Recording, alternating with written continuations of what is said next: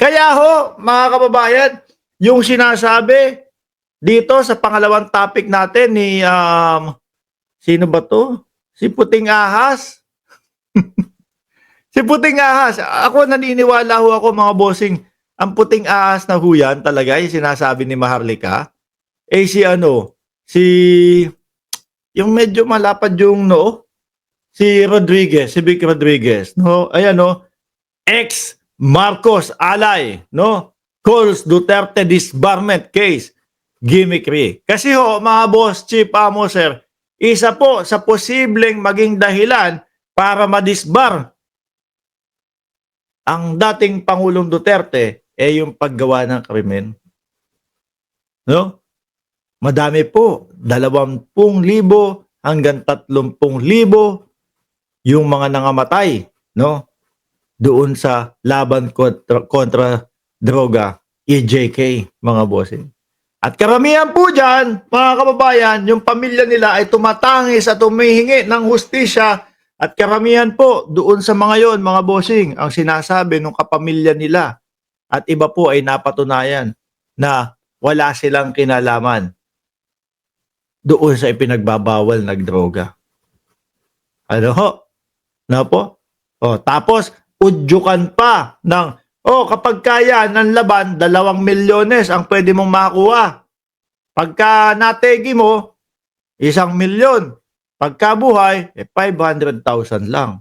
Di ba?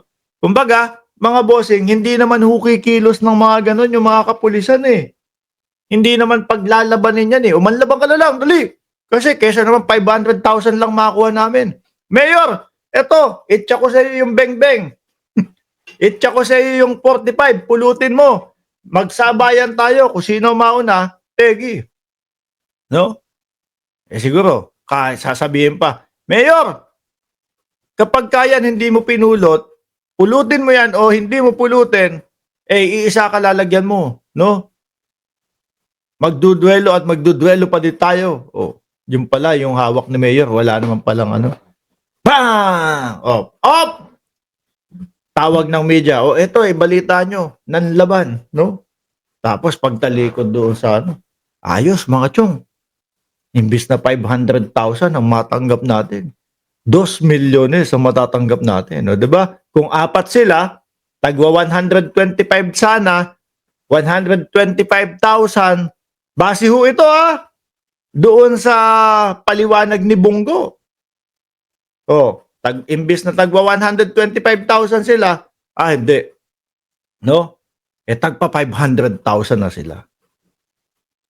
Di ho ba, mga kababayan? So, kanino po ba nag-umpisa at sino po ba ang may utos ng ganon, mga bossing? Base na po kay Bongo, galing po sa dating Pangulong Duterte. Na ang pinaniniwalaan ko po, mga kababayan, isa po sa posible, no, na magamit upang madisbar ang ating dating Pangulo, mga bossing. No? Sabi ni Ana, kaya pala walang nagawa sa recount si BBM 2016, si Vic Rodriguez, Puting Ahas pala siya. Baka nga, ano? Gimmick lang daw po yung pagpapadisbar, mga kababayan. Gimmick? Ako ang alam ko, kaya ganito ho si Vic Rodriguez. Base na ho base na din ho doon sa sinabi ni attorney yung si Gasolito, yung maliit. Nakakalimutan ko mga apelyido nila Topacio, no? Na si Vic, kaya naman napunta dyan sa side ng mga kalaban dahil sa pagkabiter. Dahil ang dami pong umalingasaw, no? Mga bossing, na naging issue kay Attorney Vic Rodriguez. Nandoon yung sinasabing 100 million daw, no? Yung upuan o yung gabinete, etc., etc., at meron pang asukal ho, mga kababayan. Kaya, pero sabi si Bac daw, hindi naman nag-resign. Ano kaya yung katotohanan talaga?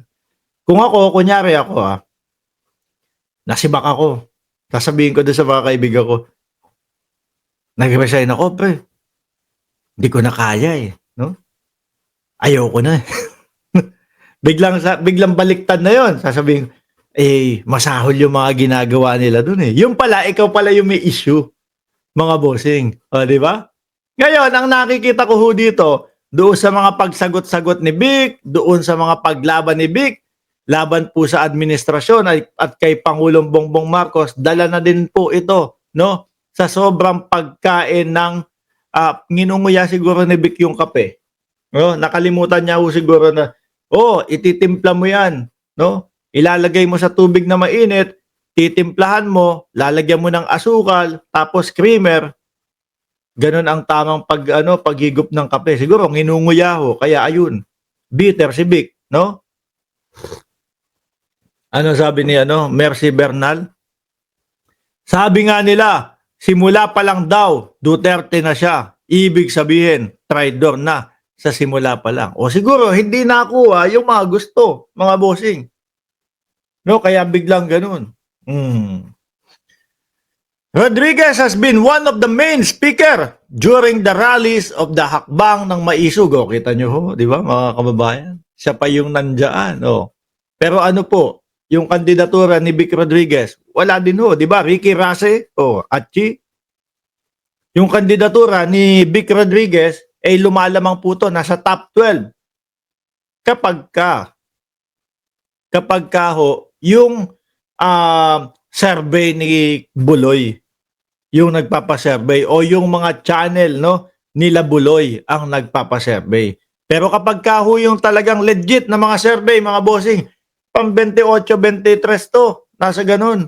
28, 27, hanggang 37, ganun lang ho. Sabi ni Chi, apiran mo sa noo. Rodriguez has been one of the pagod na yung mga vlogger nila kapapromote kay Vic Rodriguez hindi pa din ho pumapasok sa top 12. Nandun kasama pa din po nila Jimmy Bondoc, kasama pa din po nila Buloy sa 25 pataas. Pagod na. Maya't maya, minuto, nakikita ko, Vic Rodriguez, ako ang senador nyo, ito ang senador natin. hanggang ngayon, wala pa din ho, mga bossing. No? Hanggang ngayon, nandun pa din ho. Ilang buwan na lang, mag-uumpisa ho na hong magbotohan. No, basahin natin to. Rodriguez has been one of the main speaker during the rallies of the Hakbang ng Maisug, a movement backed by the Dutertes and designed as a counter force against the Bagong Pilipinas movement of Marcos. Ako ho naniniwala na talagang wala. Mapakla, mapait. Kaya lang ho nagkakaganyan yan, di ba? After accomplishing nothing in the mindless and pointless investigation supposedly in aid of legislation but which has not produce even one piece of legislation. His critics now bring the demolition job to a new venue. Kung matatandaan nyo ho, mga bossing, yung mga paganyan-ganyan ho nila, yung paninira ho nila yan, nag-umpisa lahat siya sa Maisug eh. Ano ho? Gusto nilang maagaw yung posisyon, gusto nilang mapababa ang ating presidente, mga bossing, at sila agad ang makapalit. Bakit to? Kasi yung mga pogo nakikita na, no? Nahuli yung mga pogo na puro illegal pala yung ginagawa doon sa loob. Madami nang iniimbestigahan. Eto ngayon, yung confidential funds. Grabe yung confidential funds ng dating pangulo dati, no? Doon sa mga huling years niya, ibang klase yun. 4.5 million, 4.5 million, 4.5 million, billion. Sorry, hindi milyon, billion. No, sabi ko, siguro hahabol. Bago maubos yung panahon at bago matapos yung termino, isang malaking confidential funds. Di ho ba, mga bossing? Nakikita ho kasi yung mga ganun. Kaya, kailangan na nating makaupo. Kailangan mapalitan na natin sila. Kung hindi, mauubos tayo dito. Ayun, si Roque, nagtatago. Si Kibuloy, dampot. Yun ang nakikita ko, mga kababayan, na mga kinatatakutan nila. Kaya pilit ho na agaran at gusto agad mabawi at makuha agad yung posisyon kay President Bongbong Marcos, mga bossing. Di ba? Hanggat maaga, Atty. Vic Rodriguez, umatras ka na para hindi mabawasan ang pinagbilhan mo ng pinagbentahan mo. Pinagbilhan ba yan o pinagbentahan mo ng appointment? Ayan, sino pa yun? Si Marcoleta. Sa mga susunod na mga araw, aatras na din ho yan. No? Sasabi, meron akong karamdaman, bawal daw ako tumakbo, pero ang totoo, dahil nandun ho sila sa parte ng 25 pataas na posisyon ho. Di ho ba? Sila pa ho ba yung may ganang magsabi ng mga ganito? Na dahil na lang po frustrated or dahil, kumbaga, pilit na lang daw po ang mga Marcos kaya nasasabi yung mga ganyan.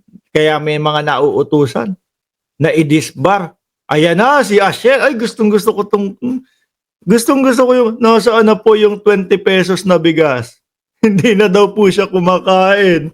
Ilang araw na daw po, ilang buwan na daw po. Dahil yung pambili niya ng bigas hanggang 20 pesos lang.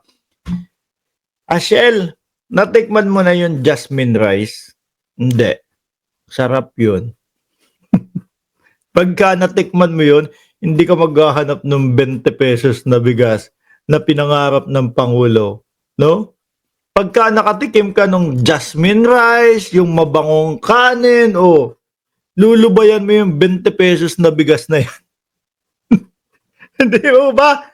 Paulit-ulit yung 20 pesos na bigas. Ako mga bossing, hindi ko naman po minamata yung mga DDS.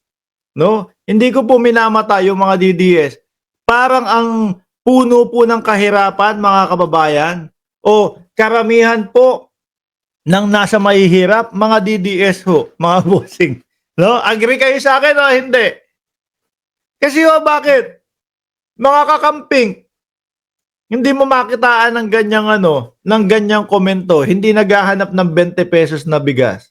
Sabi ko sa sarili ko, mga kakamping, masasarap siguro yung mga bigas nila doon sa pagka niluto, talagang umaalingasaw yung bango.